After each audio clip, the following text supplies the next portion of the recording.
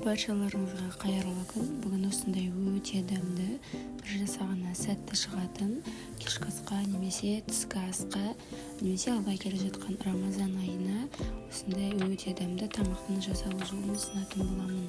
Ең алдымен етімізді осылай майдалап турап, қазанымызға майды құйып, қыздырып, етті жақсылап тұрып, қызарғанша қуырып алатын боламын.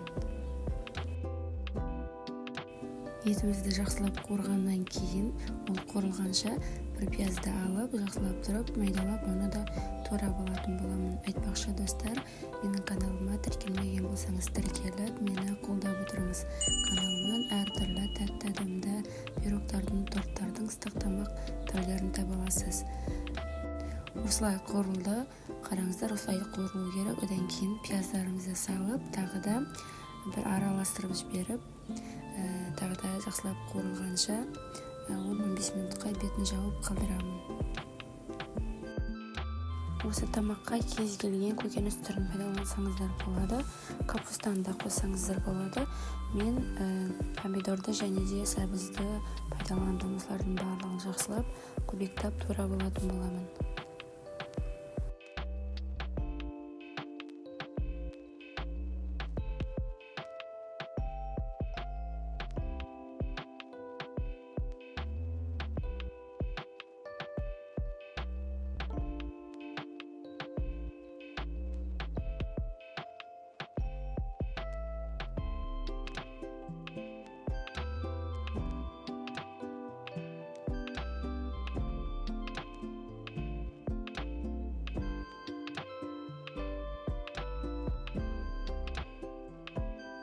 Осылай барлығын бір тарелкаға салып, енді қазанымызға қуырылып жатқан еттің үстіне салатын боламыз.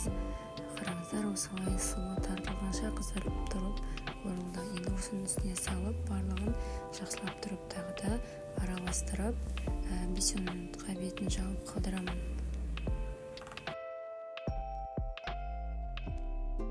Осылай суы тартылып, жақсылап тұрып қуырылу қажет. Осылай қуырылғаннан кейін дәміне қарай тұз бұрышын және де біраз қасық томатный пастаны қостым. Сіздер қоспасаңыздар да болады, бірақ өте ерекше дәмді дәм береді. Осылай тағы да 5 минуттай қуырып алатын боламын.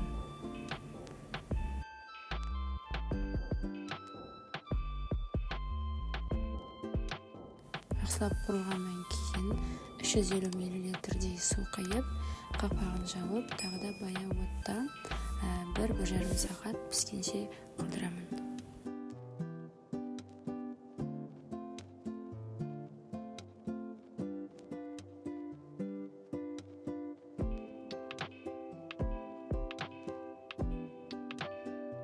Осы уақыт аралығында картошкаларды да жақсылап тұрып жуып, тазалап, көбіктеп турап шығатын боламын.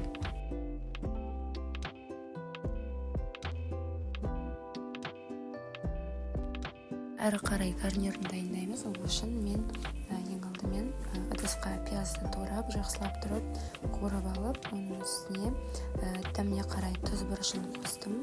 Және де мен гарниріне күрішпен ұсынамын. Сіздер кез келген картоппен немесе макаронмен ұсынсаңыздар болады.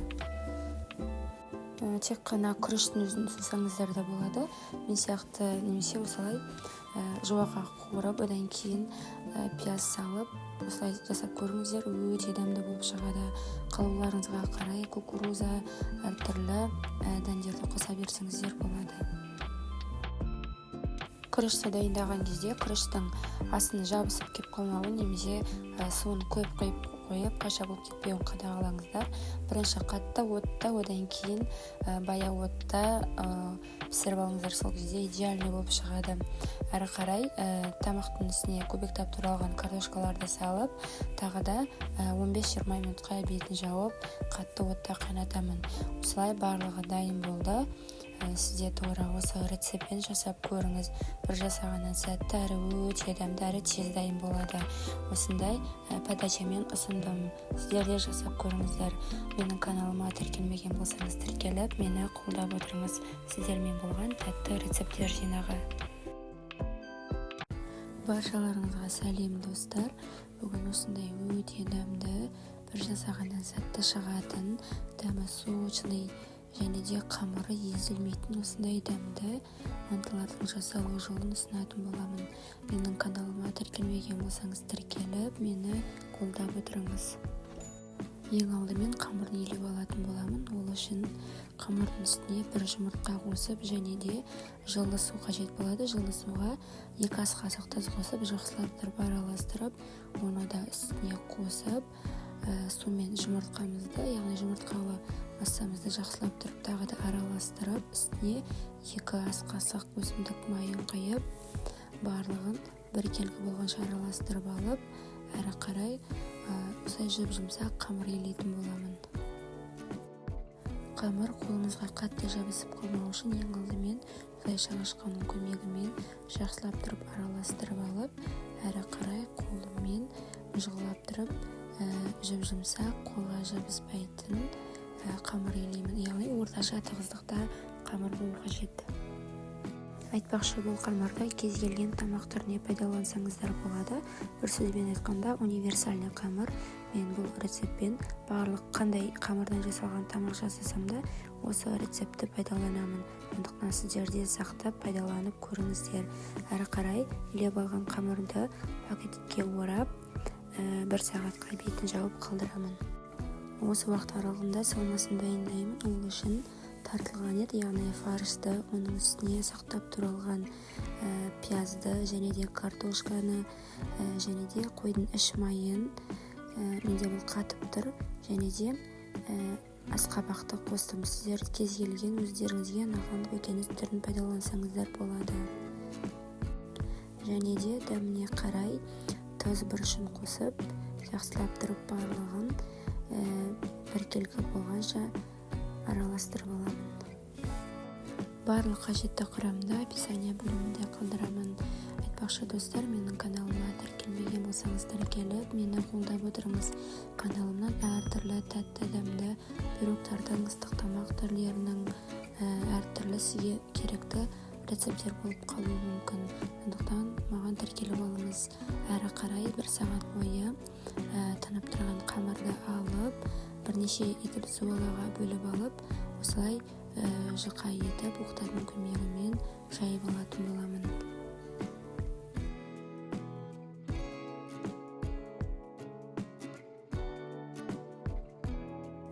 Қараңыздар, қамыр мүлде бір-біріне жабысқан жоқ, және де жыртылмай осындай өте созылмалы, өте күшті болып шықты. Енді бұл қамырды өзімізге, яғни манты түйуге ыңғайлы етіп, бірнеше бөліктерге пышақтың көмегімен бөліп алатын боламын.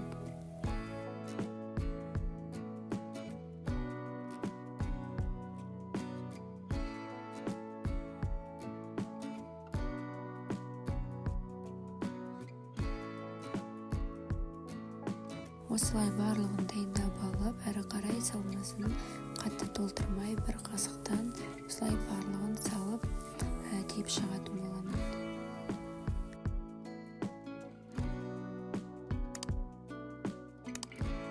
Осы уақыт аралығында мантаны пісіру үшін суларыңызды қайнатып алдын ала дайындап қойсаңыздар болады. Осылай барлығын түйіп алып, мантаварканың бетіне өсімдік майын жағып, астына жабысып қалмау үшін осылай барлығын рет-ретімен жақсылап тұрып орналастырып шығатын боламын. Осылай барлығын дайындап алдық. Енді мантаваркада 40-45 минут аралығында бетін жауып қалдырамын.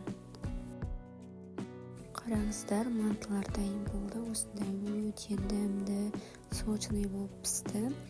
Манты піскеннен кейін 20 минутқа бетін жауып, тағы да қалдырыңыз. Сол кезде осындай қамыры жұмсақ болып, өте дәмді болып шығады. Осылай сізде дайындап көріңіз. Сіздермен болған тәтті рецепттер жинағы.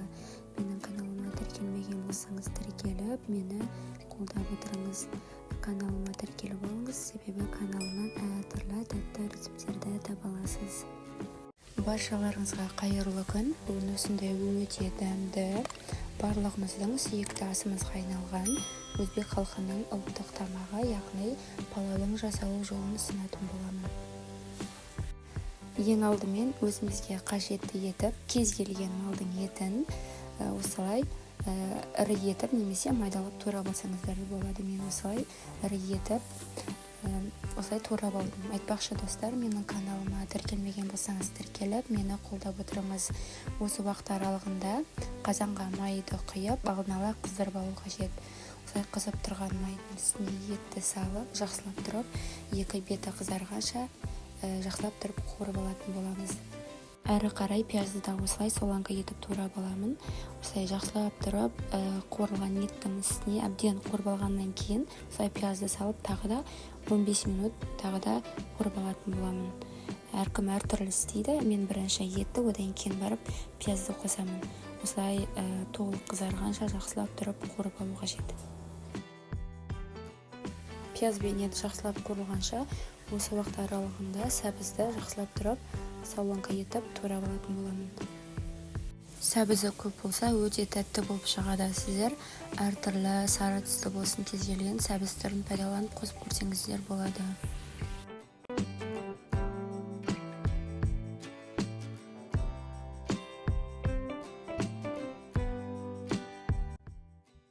Осылай соус жағып, жақсылап тұрып қызарып қуырылды. Енді оның үстінен сәбізімізді салып, оны бір 7-8 минуттай жақсылап тұрып, тағы да араластырып, жай отта қалдырамыз. Және де пловқа арналған әртүрлі дәмдеуіштерді қоссаңыздар болады.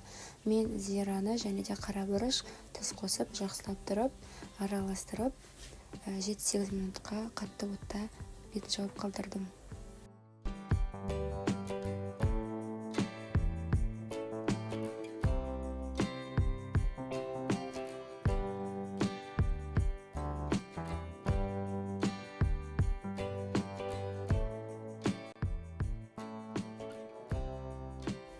Осылай суы тартыла бастаған кезде су құясыздар. Күрішті қанша салсаңыздар, сонша кесе су құйып, баяу отта 1-1,5 сағатқа еті піскенше қалдырамыз. Айтпақшы, пловқа ноқат қосуды ұмытпаймыз. Ноқатты алдын ала бір күн бұрын жылы суға салып, бетін жауып қалдырыңыздар. Bir түнге немесе 7-8 сағатқа. Осылай дайын болғаннан кейін азғантай мөлшерде осылай салып, етпен бірге 1-1,5 сағат бойы пісіріп алатын боламыз. Күрішті пісіруге 15 минут қалған уақытта осылай мейізді салып қоспасаңыздар да болады. Осылай қоссаңыздар өте бір ерекше дәм беріп тұрады. Осылай жақсылап тұрып араластырып алып 15 минутқа қалдырамыз. 15 минуттан кейін күрішін жақсылап тұрып жуып, үстіне салатын боламыз. Күріш толықтай сорпасына батып тұру керек. Сорпасы өте көп болмау керек. Сәл ғана 1-2 миллиметрдей ғана үстінде шығып тұру керек. Содан кейін қатты отқа 15 минутқа, яғни 15-20 минутқа қойып, әрі қарай суы тартыла бастаған кезде күрішті ортасына қарай жинап, бірнеше тесіктер жасап, осылай жарты сағатқа дейін баяу отта пісіріп аламыз. Сол кезде күріштеріңіз езілмей өте дәмді, яғни шашпа палау болып шығатын болады. Осылай еттері жақсылап піскеннен кейін осылай бөлек алып, күріштің үстіне турап қойып шықтым. Сіздер де тура осы рецептпен осы тамақты жасап көріңіздер. Менің отбасыма бұл тамақ өте қатты ұнайды. Әр жасаған сайын таласып тұрып жеп қояды. Сізде тура осы рецептпен жасап көріңіз. Айтпақшы достар, менің каналыма тіркелмеген болсаңыз тіркеліп, мені қолдап отырыңыз. Менің каналымнан әртүрлі тәтті дәмді пирогтардың, торттардың және ыстық тамақ түрлерін таба аласыздар. Сіздермен болған тәтті рецепттер жинағы келесі кездескенше.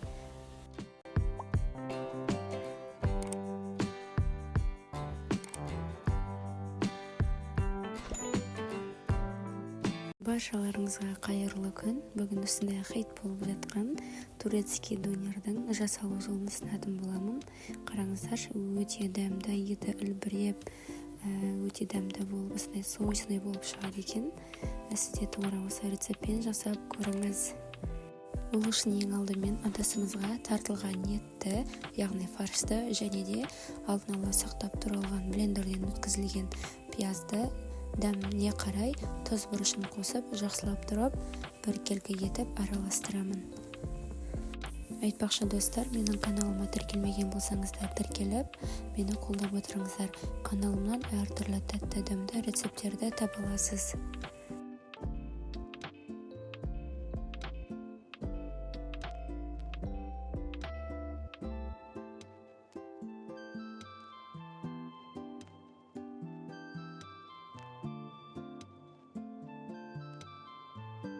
Фаршты осылай жақсылап тұрып араластырғаннан кейін пергамент қағазының үстіне жарты бөлігін салып, үстіне екінші пергамент қағазын төсеп, оқтаудың көмегімен жұқа етіп жайып алатын боламын.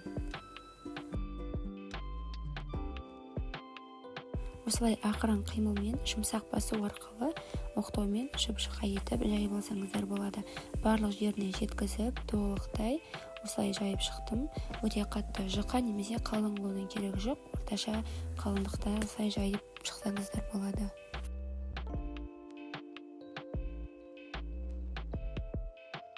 Жайып алғаннан кейін пергамент қағазын екіншісін алып тастап, осылай фаршты рулет тәрізді етіп, видеода көрсетілгендей ораймын. Екінші бөлігінде осылай оқтаудың көмегімен жұқа етіп жайып алдым. Менде осындай 4 бөлік шықты. Осы уақыт аралығында пешіңізді қыздырып алдын ала дайындап қойыңыз. Әрі қарай осылардың барлығын пісіріп алатын боламын.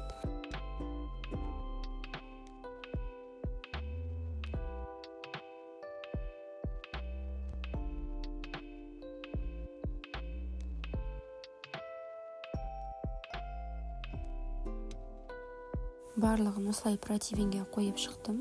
Жанына балғын көкөністерді, яғни болгар бұрышын және де қызанақты осылай артық жерін алып тастап, оны да осылай қойып шықтым.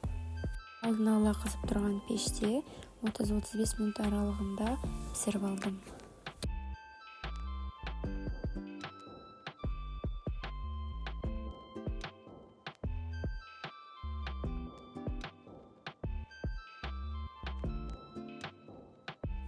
Қараңыздар, салмасы осындай өте дәмді болып пісіп шықты. Фарштың шырыны ағып, осындай өте дәмді болып шықты. Енді әрі қарай осы салманы лавашқа салып орайтын боламыз.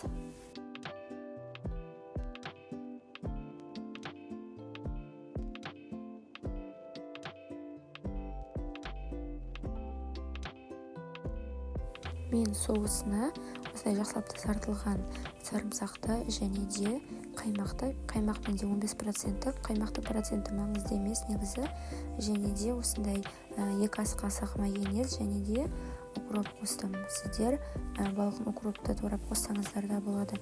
Барлығын блендерден 1-2 минутқа өткізіп алдым.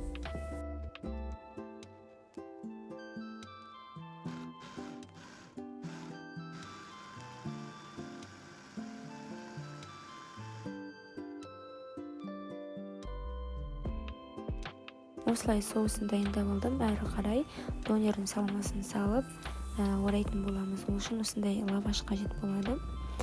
Осылай лавашқа бірінші тартылған ет, яғни фаршты, піскен фаршты және де оның үстіне қызанақты, болгар бұрышын және де осындай қызыл пияз қостым. Сіздер кез келген пияз түрін қолдана берсеңіздер болады.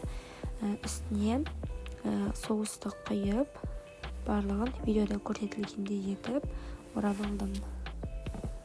Дәміне қарай үстіне әртүрлі көкөністер немесе аскөкпек түрлерін қосып жасасаңыздар болады.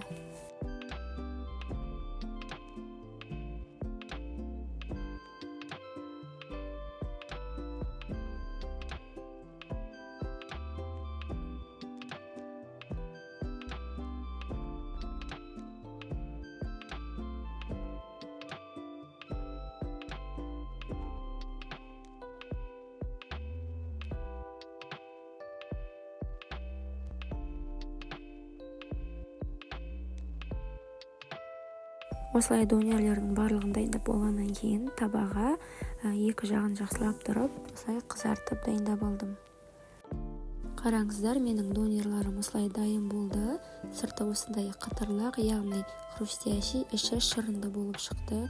Өте дәмді, бір жасағаннан сәтті шығады. Үйдегілердің барлығына ұнады. Бір жасағаннан бәрі таусып жеп қойды. Сіздерге де ұнайтынына сенімдімін. Тура осы рецептпен жасап көріңіздер. Сіздермен болған тәтті рецепттер каналы. Менің каналыма тіркеліп, мені қолдауды ұмытпаңыз.